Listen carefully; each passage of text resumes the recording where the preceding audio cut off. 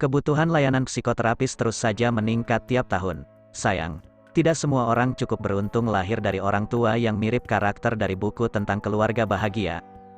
Kami mempelajari literatur tentang psikologi dengan hati-hati dan menemukan banyak kalimat di sekitar kita yang mengungkap orang-orang dengan masa kecil yang rumit.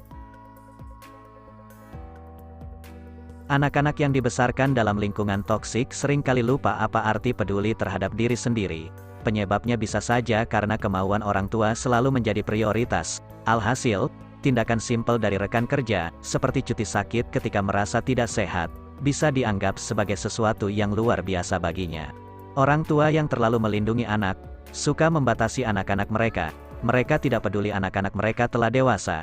Lebih dari itu, upaya membatasi gerak-gerik anak ini sering disembunyikan di balik topeng rasa khawatir.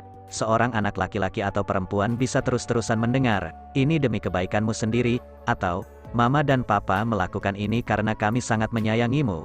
Akan tetapi, menurut psikoterapis, penafsiran dari kalimat ini sebenarnya adalah, "Kami takut sekali kehilangan kendali atas dirimu sehingga kami siap membuatmu enggak bahagia." Kebiasaan orang tua toksik untuk bersaing dengan anak-anak mereka menghasilkan keturunan yang bisa sangat meremehkan capaian mereka atau menganggap diri sendiri tidak menarik. Misalnya, seorang ibu bisa memicu sikap ini pada anak-anaknya dengan membandingkan penampilan si anak dengan penampilannya sendiri. Anak-anak yang terus-menerus diajarkan untuk menyenangkan orang tua mereka apapun yang terjadi, akan kesulitan untuk menentukan batas pribadi.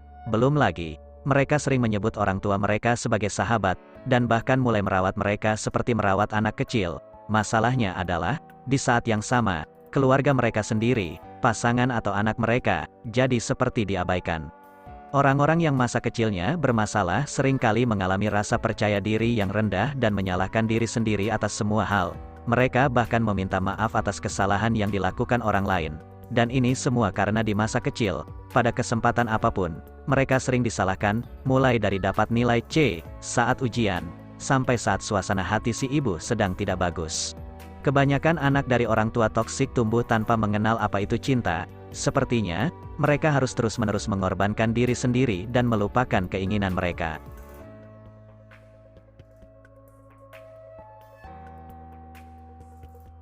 Anak-anak yang biasa dimarahi karena inisiatif apapun, tumbuh menjadi orang dewasa yang merasa tak berdaya di dunia menakutkan yang penuh dengan kesulitan ini.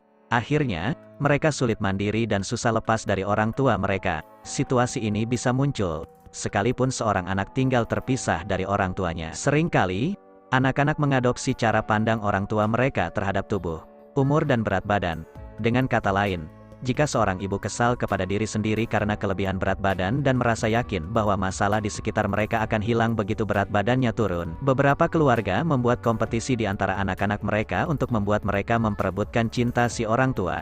Di saat yang sama, salah satu dari anak-anak mereka dinyatakan sebagai anak emas, sedang yang lain adalah pecundang. Anak yang dibesarkan dalam keluarga toksik bisa merasa rendah diri dan menjadi sangat bergantung pada orang lain, orang tua, pasangan, atau anak-anak mereka sendiri. Akhirnya, kebutuhan untuk tumbuh dalam diri orang lain akan terbentuk dan mereka tidak bisa membayangkan kehidupan mereka tanpa orang-orang ini. Ketika dalam masa pertumbuhan, anak bisa saja membuat masalah. Sayangnya, dalam keluarga yang toksik, kesalahan apapun dari seorang anak dianggap sebagai akhir dari dunia. Alasannya, si orang tua berpikir bahwa anak-anak yang sempurna tidak berperilaku seperti ini. Hasilnya, ketika si anak sudah dewasa, dia akan terus-menerus memarahi diri sendiri atas semua tindakan yang salah. Sepertinya tidak ada yang spesial tentang lelucon orang tua.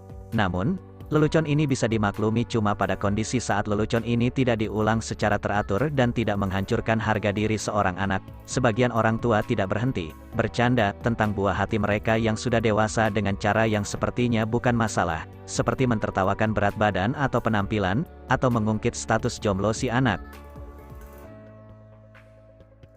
Seorang anak dari keluarga toksik sering mencoba berperan sebagai penyelamat dan mulai membantu, sekalipun tidak diminta. Ini terjadi sebab dia terbiasa memikul tanggung jawab atas semua yang terjadi di sekitarnya sejak usia muda.